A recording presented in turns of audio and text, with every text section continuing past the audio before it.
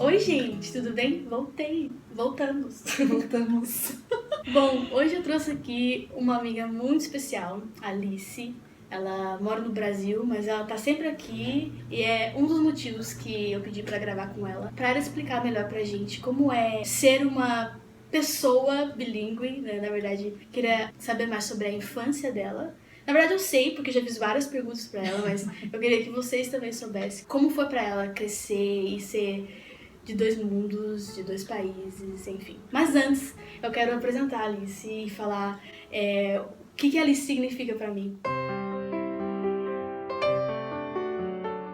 Sabe quando chega o dia do seu aniversário e o seu pai entra pela porta e te entrega um presente? E quando você abre esse presente, você não acredita que ele comprou, que ele te deu, de tão valioso, de tão caro, de tão especial.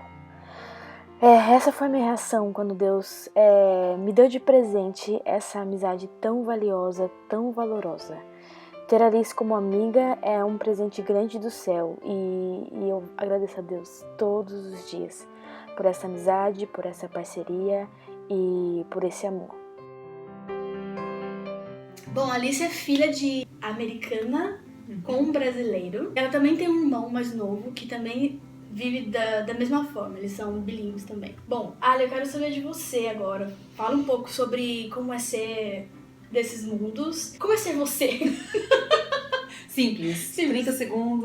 Como é ser você, tipo, algumas memórias, como que você explica? Se alguém pergunta pra você, Alice, nossa, você é brasileira ou americana? como que você explica isso? Tem um menino no nosso grupo de jovens em Itu que eu acho que falou a coisa mais engraçada que eu já ouvi sobre isso. Porque a mãe dele tinha perguntado pra ele, Gu, Alice é americana ou ela é brasileira? E ele falou, mãe, ela nasceu no meio, então eu acho que ela é mexicana. Tipo, entre os dois países. Bom, eu acho, que uma das coisas mais difíceis pra eu responder é se eu sou americana ou brasileira. Muitas vezes a minha resposta depende de em que país que eu tô, porque pra mim é sempre interessante, tipo, me identificar com a pessoa que tá falando. Mas também foi uma coisa que muitas pessoas na minha vida tiveram dificuldade de responder isso pra mim. Ou responderam de forma diferente do que eu teria respondido também. Então, quando eu era criança, era muito comum pessoas me apresentarem nos Estados Unidos como amiga brasileira deles e pessoas me apresentarem no Brasil como amiga americana deles. Porque, não sei, talvez era exótico, talvez alguma coisa de status pra eles. E hoje, uma coisa interessante as pessoas que eu sinto que são mais próximas de mim sempre falam de mim com a mesma nacionalidade do que eles. Então, os meus amigos mais próximos do Brasil falam, não, mas ela é brasileira. E os meus amigos mais próximos dos Estados Unidos falam, não, mas ela é americana, sabe? Então, é interessante isso, porque eu acho que conforme você vai realmente tendo um relacionamento, as pessoas querem falar, não, você é como eu nisso, sabe? Você nasceu aqui? Eu nasci nos Estados Unidos. Me fala das suas memórias, tipo, de você no Brasil, de você aqui, algo que marcou você. Tem duas histórias que eu acho que explicam bem como eu funcionava e da forma que os meus pais nos ajudaram. Eu lembro de morar no Brasil e a gente estava se preparando para vir para os Estados Unidos. Tipo, no final do ano a gente ia passar alguns meses aqui nos Estados Unidos. E os meus pais falaram pra gente, então vocês vão ter que começar a terminar a frase na mesma língua que você começou a frase. Boa. Porque em casa, tipo, você começava numa língua e esquecia a palavra, você mudava de língua. Não tinha nenhuma consequência negativa por isso, porque todo mundo te entendia em casa. É verdade. E eu lembro da minha mãe falando especificamente, a sua avó não vai entender o que você vai falar se você não continuar em inglês. É verdade. Então era uma prática pra nós, tipo, se eu comecei a frase em inglês, eu tenho que terminar em inglês. Então eu tenho que lembrar das palavras antes de falar. Nossa, é muito verdade, porque Daniel tem pegado muito no nosso pé, porque às vezes eu quero falar uma palavra que eu sei que ela vai entender mais rápido, então eu começo e falo uma palavra em inglês, só que a frase tá em português, ele fala, Débora, vamos focar em tentar sempre falar no mesmo idioma que a gente começou. Então, eu acho que isso é um bom exercício. E eu sinto que até hoje, se eu não tomo cuidado, eu sei que em parte é só distração do meu cérebro também, mas se eu não tomo cuidado, eu fico presa nas frases, porque eu fico pensando, como que fala aquela palavra mesmo, sabe? Então, isso é uma coisa comum pra mim. E a segunda história que eu lembro, que me marcou muito, eu acho que eu tava na quarta ou quinta série, e a gente tava passando um tempo nos Estados Unidos. Já fazia uns 2 meses que a gente tava no Texas. O telefone da casa da minha avó tocou e eu atendi. Hello? E era o meu tio brasileiro.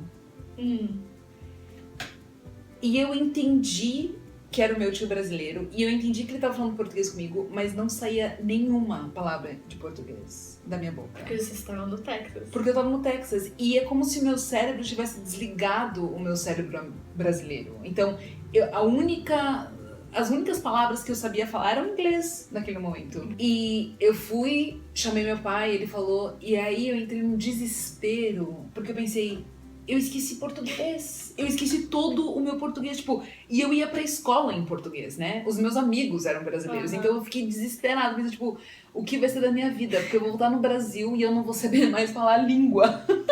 E foi muito estranho pra mim esse episódio. E me marcou muito, muito. Porque eu lembro do desespero, assim, que eu senti, sabe? Até de saber, é o meu tio e eu não consigo falar, oi tio, peraí, eu vou chamar meu pai. Eu não conseguia falar essas palavras pra ele. Mas, né, de novo, eu acho que é você, como uma criança bilíngue, o seu cérebro ajusta. E foi eu entrar no avião que... E não só isso, né? Eu chorei no colo da minha mãe e do meu pai. Eles falaram, não, você tá bem, relaxa, você vai voltar.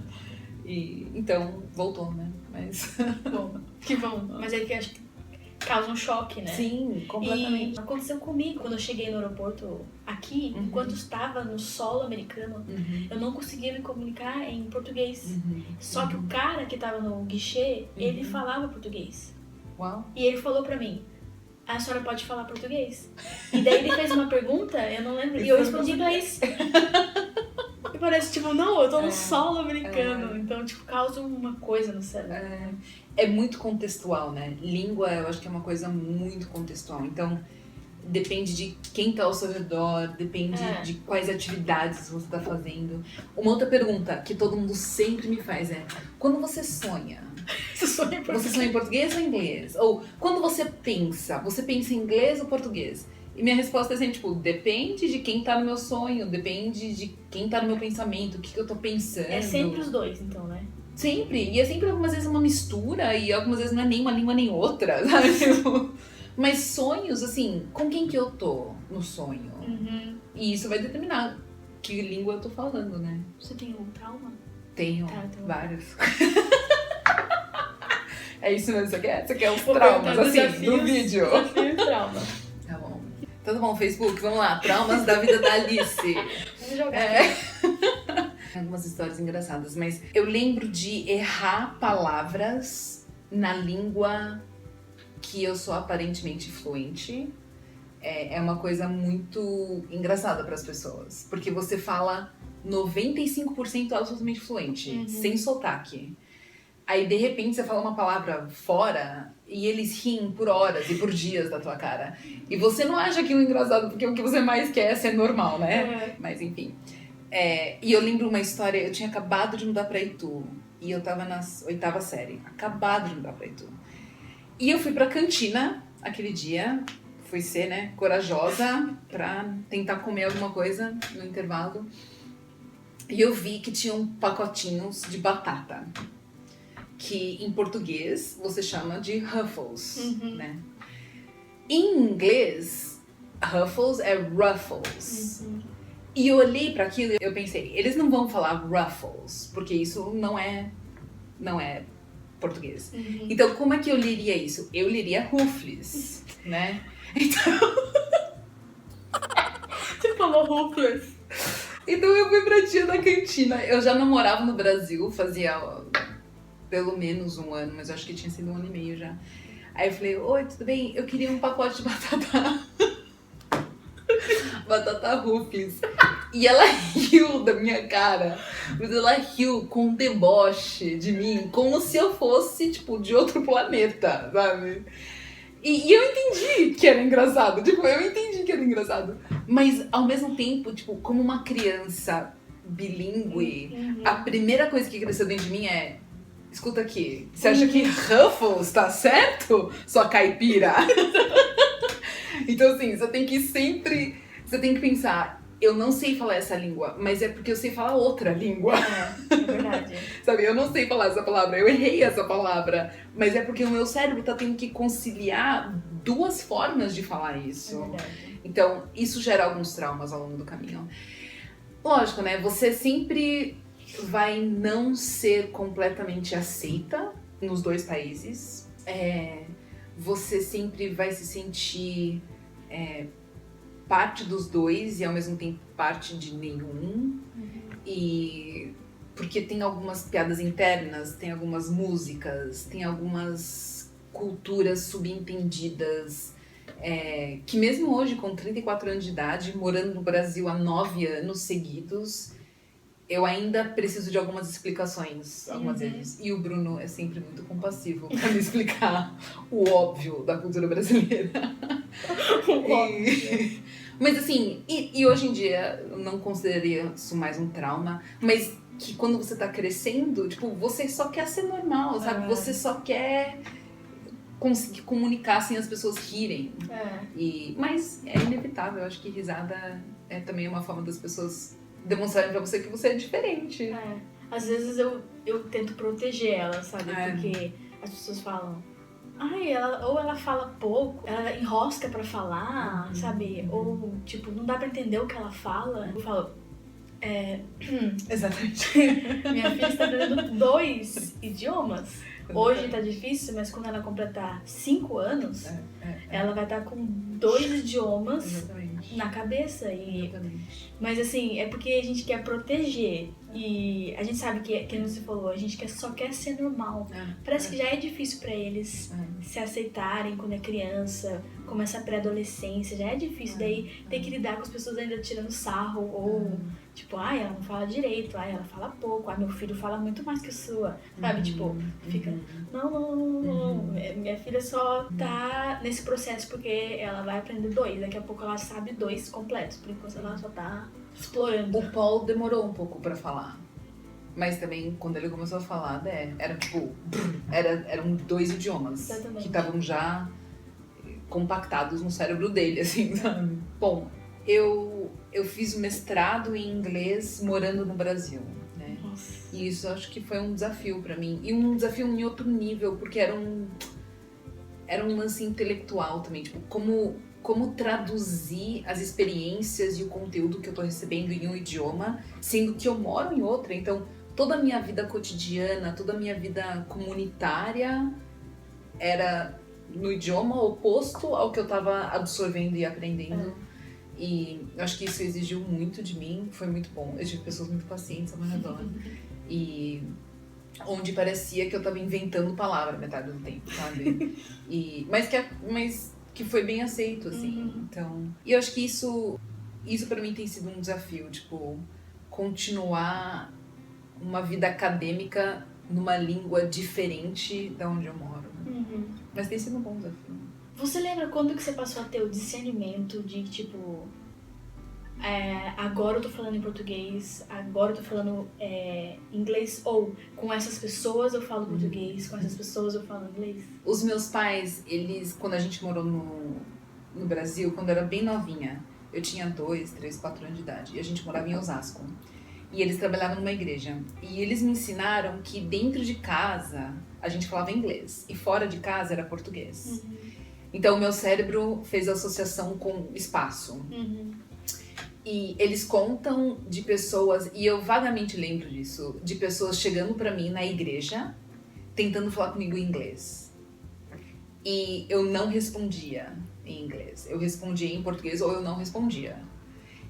Mas se aquelas mesmas pessoas estivessem dentro da minha casa, aí eu respondia em inglês. Nossa. Porque pra mim, o limite do inglês era minha casa. Tipo, essa é a língua que a minha família usa, num lugar seguro, não em público, sabe? Então, acho que isso foi uma coisa que me marcou bastante, assim, essa diferenciação. Eu acho que a outra coisa foi, eu sempre estive perto de crianças americanas em meio a brasileiras. Então, por exemplo, em Curitiba eu tinha amigas e amigos americanos, mas a gente fazia parte de uma igreja brasileira.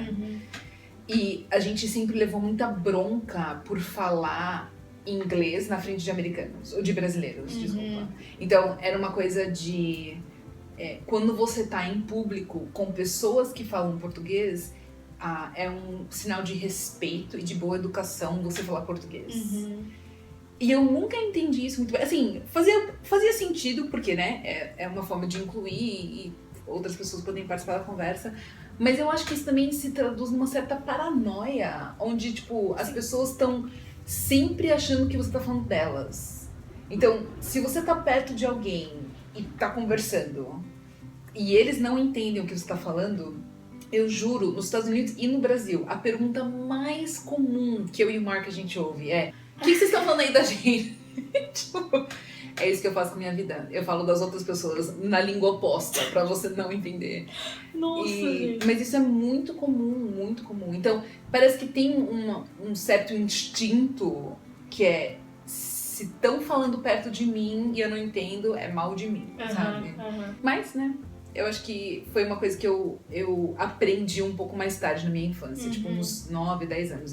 Você não usa outra língua na presença das pessoas que não falam aquela língua. A não ser que seja, tipo, geralmente mãe e filhos conseguem quebrar essa regra.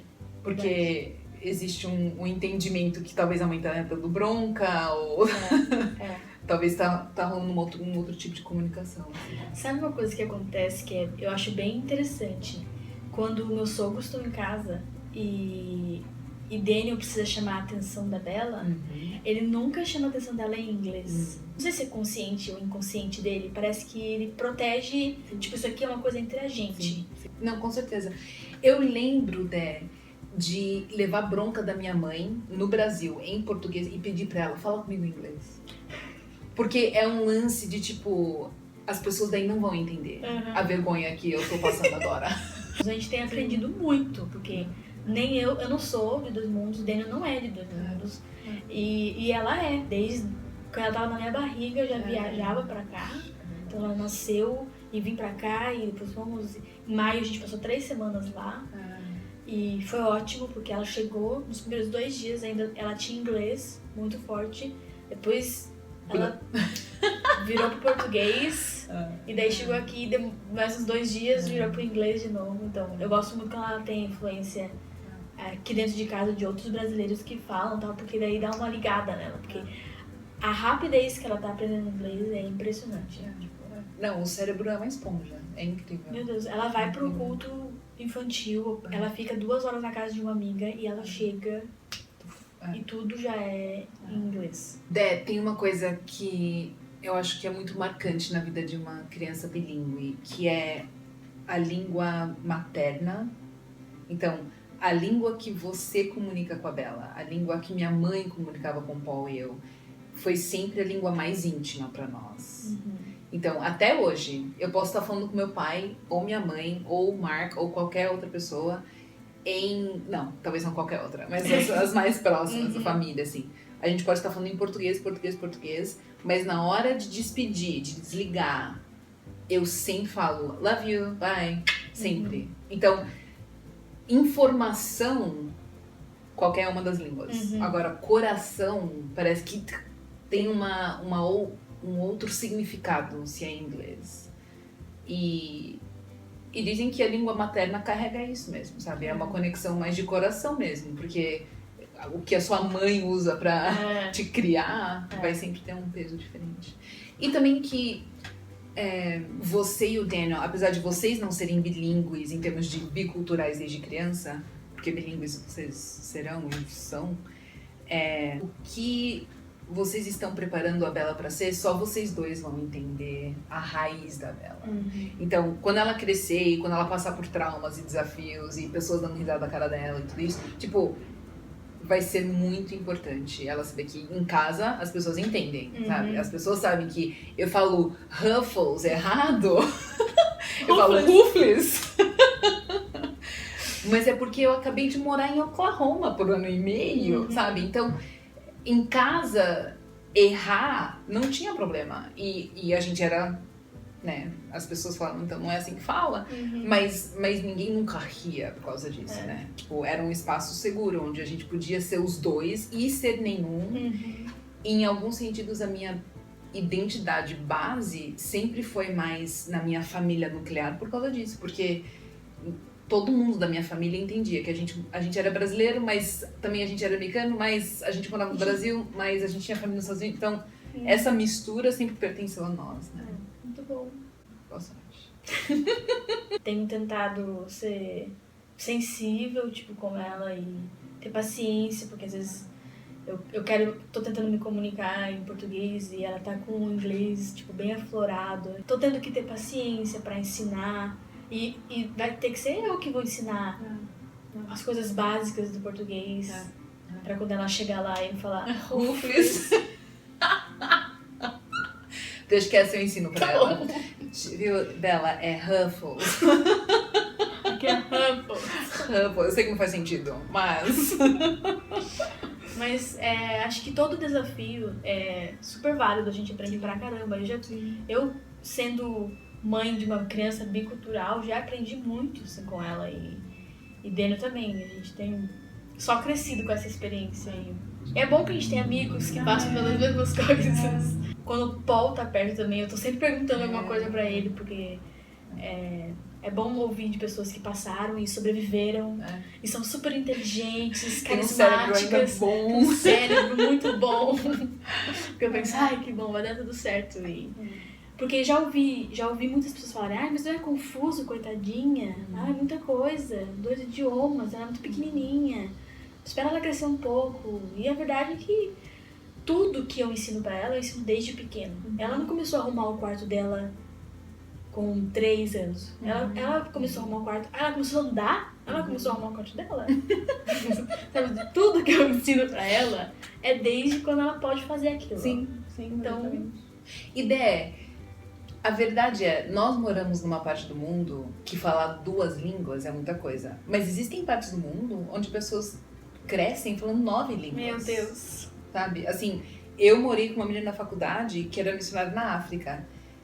Na minha idade, tipo, quando a gente era criança, ela estava aprendendo a falar 5 línguas e traduzindo a Bíblia com o pai dela de grego para um dos idiomas africanos que ela tinha aprendido. Então, assim, 2 línguas não é um super tremendo, sabe?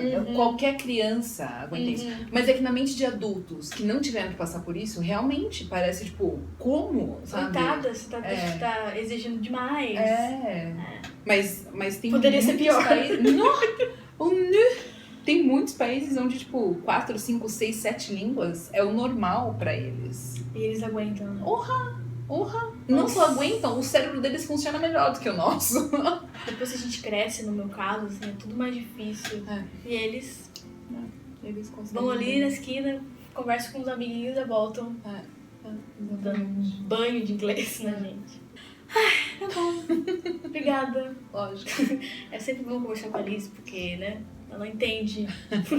Ela me entende, eu entendo melhor ela. Bom, eu espero que vocês tenham gostado. Obrigado, Ali. Lógico. Por compartilhar, inclusive seus micos. A partir de agora pode ser com seus amigos no Brasil. Os meus traumas pro Facebook. Gente, cuidado, tá? Não fique falando Rufus pra ela. Mas é isso aí. Obrigada por assistir. Eu espero que você tenha gostado, que tenha te ajudado se você está passando por algo parecido. Eu queria te incentivar também. Hoje em dia, no Brasil, tem muita oportunidade de você colocar o seu filho numa escola bilíngue ou colocar seu filho num curso bilíngue. E eu acho super válido. Se eu tivesse crescido com isso, hoje seria muito mais fácil. Então, dê essa oportunidade para os seus filhos e você não vai se arrepender, com certeza. Então, é isso aí. Fique com Deus. Um beijo e até o próximo. Tchau!